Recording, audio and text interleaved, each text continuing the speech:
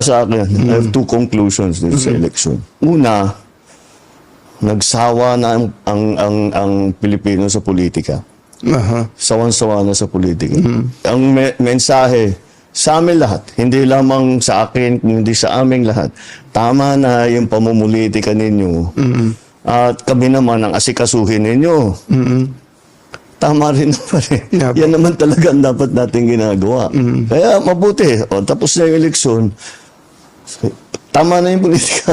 Tama na yung politika. Magtrabaho, maggawin na natin lahat ng kailangan gawin. So nagsawa ang tao. Ano po yung pangalawa? Yung pangalawa, disappointed ang tao sa serbisyo ng gobyerno. Hindi nila nararamdaman at masyadong mabagal ang galaw ng pagbubuo ng mga project na hindi pa nila maramdaman. Palagay ko ang nangyari dyan, dahil nung bago akong upo, sabi ko ayokong mangyari na business as usual. Dahil walang mangyayari sa Pilipinas, hanggang doon na lang tayo, hindi tayo aalsa. Sabi ko, kailangan natin baguhin ito. Kaya tinignan ko yung malalaking mahihirap na proyekto na long-term ang magiging effect. Yun ang trabahuhin natin. So, tinatrabaho namin. Kaya ang lalaki, yung mga project na ginawa namin priority, yung mga tourism, yung mga health, yung mga puro malalaking proyekto. Ang problema sa malalaking proyekto, transportation. Medyo matagal eh. Matagal talaga. Kahit na super efficient, walang problema, tama, hindi nagka-problema. Matagal talaga yan. Isipin mo, yung subway, huhukayin mo yung para makadaan yung tren. Matagal yun, matatapos yan. Tapos na ako, matagal na akong tapos. Pero sabi ko, kailangan magagawa natin ito. Kasi kung hindi natin gawin, paano na, hanggang dito na lang tayo. Kailangan gumawa tayo ng bago. Ang nasa isip ko, may magandang kasabihan, if not us, who? If not now, when? Kailangan gawin na natin. Ngunit, ito talagang na-realize ko, na hindi natin nabigyan ng sapat ng atensyon yung mas maliit na bagay. Yung para maging masagbaginhawa ang pang-araw-araw ng buhay ng tao. Yung pila sa tren, yung traffic, yung mga ganyang klase. Para naman mas maginhawa ang buhay ng tao. Kasi iniisip ko, hindi, pag pinaganda natin yan, gaganda rin. Anong gagawin natin ngayon habang inaantay immediate, na? Anong gagawin natin ngayon? Yun ang talagang bibigyan natin ng atensyon ngayon. Inaamin niyo po ba na may pagkukulang kayo doon? Oo. Nag-concentrate kami lahat, yung kabinete lahat. Sinasabi ko, ito yung mga importante. Kailangan umpisahan natin ito. At kahit wala na tayo rito, nasa lagay na yan, natuloy-tuloy na yan. Kailangan ng talagang tapusin. Yun ang talagang, yun din, mula nung umpisa, kailangan natin madaliin to. Ba't ang bagal? Ba't wala pa? Bakit hindi pa magawa? Binibiro ko nga yung mga mayayaman kong kaibigan, yung mga malalaking taipan. Sabi ko, naiingit ako sa inyo dahil kahit napakalaki ng korporasyon ninyo, nahawak ninyo, pagka inutos ng CEO, ng boss, tapos na. Pagka ako nag-utos, marami pa akong kukumbinsin eh. Dito sa gobyerno, pagka meron ka naisip na bagong initiative, bagong idea, siyempre ilalapit mo dun sa rank and file, di ba? Para ito, implement ninyo ito. Naku, ang sagot laging bumabalik, ay sir, hindi pwede yan. Baka makuha kami, Totoo rin naman. Dahil patong-patong ang mga batas natin eh. Kung minsan, contradictory, lahat ng tao masyadong maingat. Which is okay na maging maingat. Which is okay na magkaroon ng checks and balances. Pero wag naman maging paralysis doon sa bureaucracy. Marami nagsasabi sa akin yan. Anong gagawin ko? Maging masamang tao. Hindi ko naman mababago yung ugali ko. Pero, alam mo, siguro, dapat nga talaga maging mas mabagsik talaga. Dahil, wala kailangan talagang maging mas efficient mas mabilis ang pagdating. Kasama na siguro yan sa eleksyon namin dito sa naging eleksyon. Nasa Senado na yan. Pabayaan natin sila, may proseso yan. Pabayaan natin ang proseso. Eh ako, basta ang nasa isip ko, tapos ng eleksyon, balik sa trabaho. Opo. Gawin na natin lahat. With the new laws. Bakit ngayon lang? Bakit ngayon lang? Kung kaya nyo palang gawin, ba't di nyo ginawa nung 2022? Opo. Nung 2023? Dahil hindi namin, nung 2022, 2023, 2000, hindi pa namin kayang gawin. Bakit? Ang key dyan, yung production. Opo. Kaya patayo namin ng irrigation, ang dami naming dam na ginawa, ang dami na naming pinamigay na makinarya. 2023, ang ani ng palay sa Pilipinas, pinakamataas sa kasaysayan ng Pilipinas. Nalampasan pa yun noong 2024. Opo. Kaya sa production, dahan-dahan, inaalalay natin. Bakit ngayon lang na tayo nagbibigay ng tulong sa produksyon? Opo. Dahil ang Pilipinas, ang mga opisyal na spoiled. Basta't import lang ng import. Ang mga opisyal na spoiled. Basta't import lang ng import. Tapos, yung importation niyan, illegal and legal. Opo. Ang katotohanan, ang nakita namin, ang pangkontrol doon sa presyo ng bigas ay ang smuggled na bigas. Kaya nag-hoard. Opo. Yan.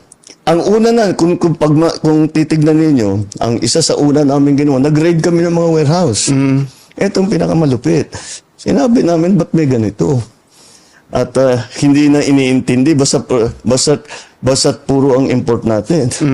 Dahil ang nag-i-smuggle, mga official din ng gobyerno. Kumikita sila. Opo. O di bakit nila papalitan? Sige, pasok lang sila ng pasok. Hindi nila iniintindi ang production, hindi nila iniintindi yung sistema, hindi nila iniintindi ang presyo ng palay, ang presyo ng bigas, ang kikitain ng magsasaka. Wala ganun. Kailan po itong mga nag-i-smuggle? Basta ito yung nakita namin. Opo. Nung pag-upo ko, meron talagang ganyan. Nung inipit namin yung mga smuggle at rineraid na namin yung mga warehouse, nabawasan yung supply. Kailangan namin ayusin yung NFA. Lahat yan, yung mga changes na ganyan, hindi ganun kasimpleng gawin. May batas na kailangan palitan, mayroong mga taong kailangan palitan, ibang konsepto na. So, ngayon lang namin nabuo lahat. Malapit na tayo doon. Nabanggit mo na rin, yung mga pila. Nakapunta na ako sa ospital, 200 ng taong nakahilera. Grabe, ano? Oo, dalawang oras bago nila maibigay yung papeles nila. Digitalization lang ang sagot dyan. Dahil pinaparami talaga natin ng member, pinaparami lang talaga yung binibigyan ng benepisyo. Hindi na pwedeng kinakamay. Kailangan talaga nasa computer na. Opo. Kaya yun ang unang ginagawa nitong si Dr. Mercado na namumuno ng PhilHealth ay inaayos niya na mabuti yun. Pangalawa, dumalaki ang benepisyo na binibigay ng PhilHealth mula noong 2022 at mas malaki na ang ibinabayad. Mas marami ng serbisyo. Nandungkot nga ako, may nakita akong survey. Opo. Tungkol sa PhilHealth. Sabi niya, sana yung presidente, ang PhilHealth ay tugunan na nila yung top 10 diseases or sicknesses in the country. Opo. Alam mo kung bakit ako nalungkot? Bakit po? Ginagawa na namin. Hindi lang alam ng tao. Kaya na sinabi mo. Opo, hindi. Yung problema namin, dahil yung tao, kasama na rin yata sa analysis dito sa eleksyon, Opo. hindi alam ng tao yung ginagawa namin. Opo. Nagugulat sila kung minsan pag sinasabi namin, eto pwede na kayo dito, meron kayong ganito, meron kayong pwedeng benepisyong ganito. Hindi nila alam na na pwede silang mag-claim ng ganon. Halimbawa, tinignan namin ng isang araw, dialysis. Sabi ko, ba't di natin pwedeng libre? Libre lahat. Kasi may binabayad pa yung nagda-dialysis eh. Tama po. Paano gagawin yan? So, tinitignan namin yung numero. Kung ano yung pondo ng PhilHealth, para diyan, ano bang pwede nating ibigay? Sa cancer, milyon-milyon na ang binibigay nating tulong. Yung siyempre, yung mga buntis, yung mga common, hindi na natin dadalhin pa sa ospital yun. Kaya nagbukas tayo ng Bukas Centers. Ang Bukas Centers, yung bagong urgent care ambulatory services. Opo. Yun ang Bukas Center. 24/7 yan. Hindi nagsasara. At yan, yung mga simpleng bagay. Para hindi na kailangan pumunta sa malalaking nun. So, ginagawa namin, hanggat maaari, huwag ka nang pupunta sa kahit na anong opisina, doon ka lang sa bahay mo. Now, kasama doon, kailangan may internet. Opo. Kaya pinapalawak din namin ang internet coverage para yung mga nasa island, yung mga nasa malayo, napakahirap para sa kanila. Opo. Tapos pupunta ka sa isang opisina, sasabi, o sige, ayos na ito, stamp. O anong next? O bumalik ka.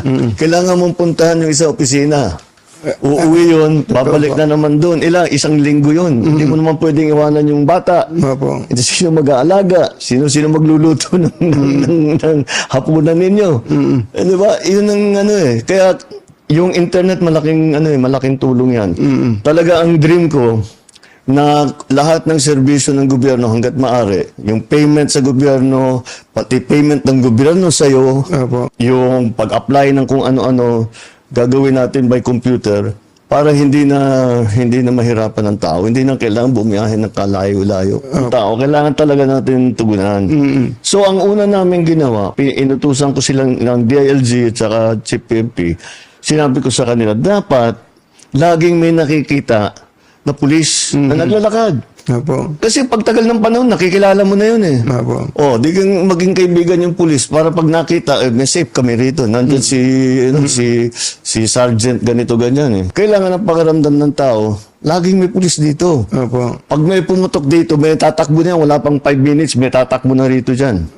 Na tinatanong kung ano yung nangyari dito. Yun ang pangalawa pa doon ay yung ating emergency calling. Di ba meron tayo iba-iba eh. Bawat bayan, 119. 119, 911, 999, kung ano-ano. Opo. Gagawin namin isa. Namin gawin dyan, pareho na naman dun sa sinatawag ko yung maliliit versus yung maliliit na project. Dahil ang pinanteriya namin kung saan pumapasok.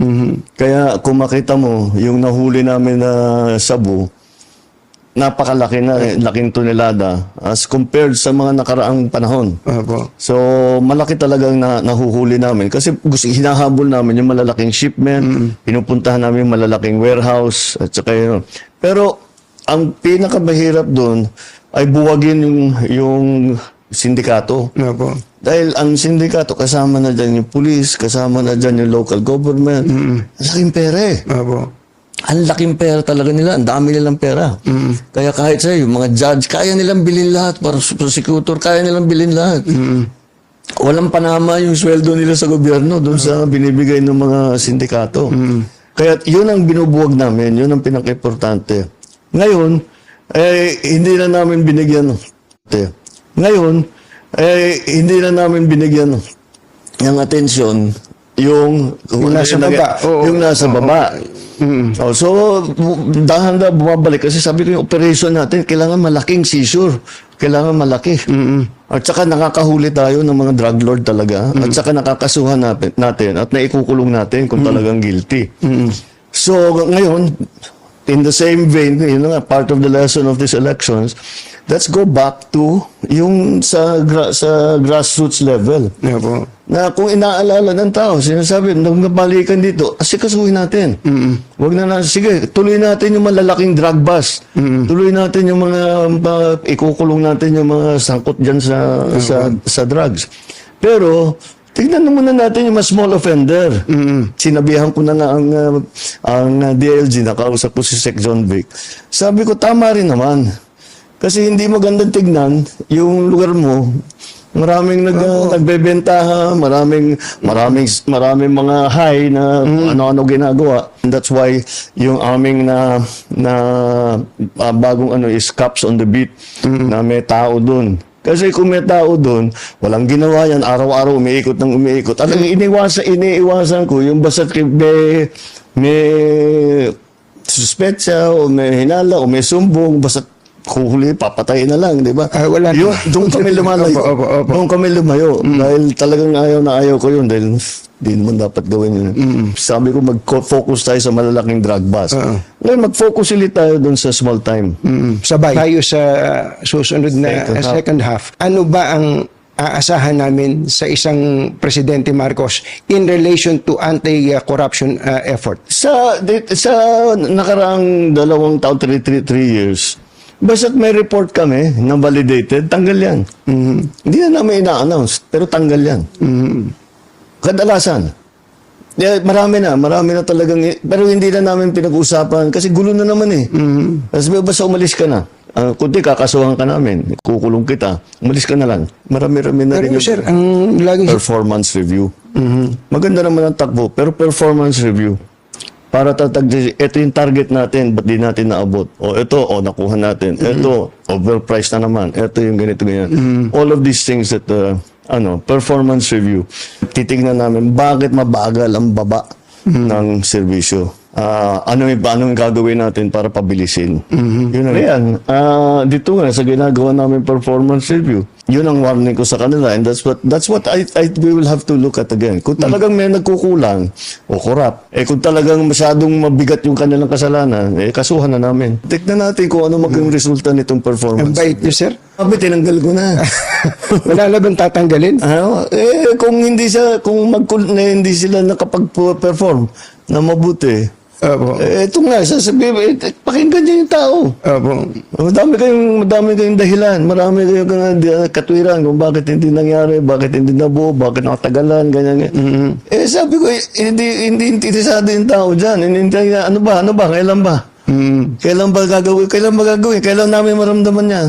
Hindi mo naman masisi yung tao. Tama naman sila. Kayong may hawak ng gobyerno, ayusin ninyo. Huwag nyo na isumbong sa amin. Basta't gawin na ninyo. Opo. Actually, that's the lesson we learned from this election. Don't explain it to us anymore. Just do it. Tama na yung mga magagandang paliwanag with the good statistics at saka kung ano mga drawing. Basta gawin na lang ninyo. I don't blame people. Hindi mo naman masisi ang tao.